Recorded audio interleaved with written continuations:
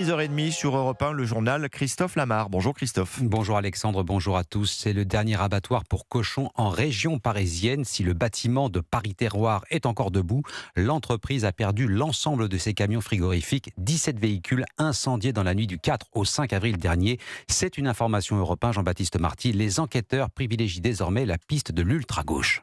Son nom, ALF, les initiales d'anarchistes au lance-flammes. Il s'agit de la branche française de l'organisation anglo-saxonne Animal Front Libération, un mouvement antispéciste, adepte des sabotages de grande ampleur et ultra surveillé à l'étranger, comme l'explique le chercheur Olivier Vial. Il est classé terroriste depuis 1987 par le FBI. Les instances européennes le surveillent aussi comme un mouvement terroriste. C'est d'abord un mouvement qui est né en Angleterre. Aux États-Unis, il a commis avec certains de ses alliés à peu près 600 sabotages sur les dernières décennies. Certains militants de ce nouveau groupuscule ont déjà participé à des actions violentes, comme l'incendie d'une partie du zoo de Pau, en Ardèche, en 2018. Pour Olivier Vial, la création de cette organisation anarchiste doit inquiéter les autorités. On a la crainte de voir arriver en France un mouvement très radical, très connu pour ses tentatives de sabotage, notamment de sabotage économique. Il s'en prend au point de vulnérabilité du système, soit de l'élevage, soit des laboratoires, pour les attaquer là où ça fait mal. Alors pour le moment, aucune interpellation n'a été réalisée dans l'incendie de Houdan, mais les investigations se poursuivent.